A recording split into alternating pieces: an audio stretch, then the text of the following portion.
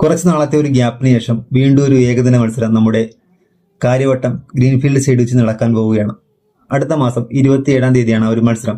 ഇന്ത്യയും വെസ്റ്റ് ഇൻഡീസും തമ്മിലാണ് ആ ഒരു മത്സരം നടക്കാൻ പോകുന്നത്. ഇതിനു മുമ്പും ഇന്ത്യ വെസ്റ്റ് ഇൻഡീസ് മത്സരം നടന്നിട്ടുണ്ട്. അത് ഒരു 2018 സമയത്തൊക്കെയാണ്. ആ ഒരു മത്സരത്തിൽ ഇന്ത്യ അനായാസമായി ജയിച്ചു. ഫസ്റ്റ് ബാറ്റിംഗ് ഇറങ്ങിയ വെസ്റ്റ് ഇൻഡീസ് 104 റൺസോ 105 റൺസോ ഓൾ ഔട്ടായി പോയി. ഇന്ത്യ അത് ഈസി ആയിട്ട് ചേസ് ചെയ്യുകയായിരുന്നു. ആ മാച്ച് ഞാനും കാണാൻ പോയായിരുന്നു. അപ്പൊ അതിനുശേഷം വീണ്ടും ഒരു വെസ്റ്റ് ഇൻഡീസ് മത്സരം വരികയാണ്. അത് അടുത്ത മാസം 27-ന്. ഒന്നോർത്ത് നോക്കിയാൽ പഴയൊരു ആവേശമൊന്നും പലർക്കും ഇപ്പൊ ഇല്ലെന്ന് തന്നെ പറയാൻ സാധിക്കും. കൊച്ചിയിൽ വെച്ച് ഏകദിന മത്സരം വരുന്ന സമയത്ത് ആ ഒരു ഗാലറി തന്നെ ശരിക്കും നിറഞ്ഞിരുന്നു.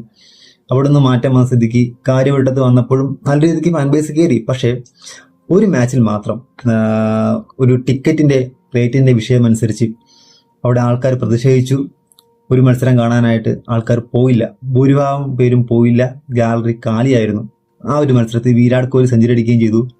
നല്ല രീതിക്ക് ഇന്ത്യ വിജയിക്കുകയും ചെയ്തു. പക്ഷേ അതിലാർക്കും ഒരു മിസ്സിംഗ് ആയിട്ട് തോന്നിയിട്ടില്ല. കാര്യം അന്നത്തെ ആ ഒരു മന്ത്രി പറഞ്ഞ കാര്യമാണ്, പൈസ ഉള്ളവർ വന്നിട്ട് കളി കണ്ടാൽ മതി, ടിക്കറ്റ് റേറ്റ് കൂടിയതിനെ കുറിച്ച് ചോദിച്ചു. ആ ഒരു വാശിപ്പുറത്ത് ആൾക്കാർ കളി കാണാൻ പോയില്ല.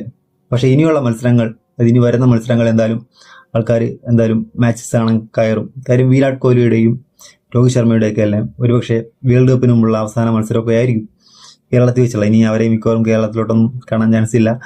വേൾഡ് കപ്പ് കഴിഞ്ഞാൽ ചിലപ്പോൾ വിരമിക്കാനും ചാൻസ് ഉണ്ട്. അങ്ങനെ ഇരിക്കെ ആ ഒരു ആവേശം എന്തായാലും കൂടാനും ചാൻസ് ആണ്.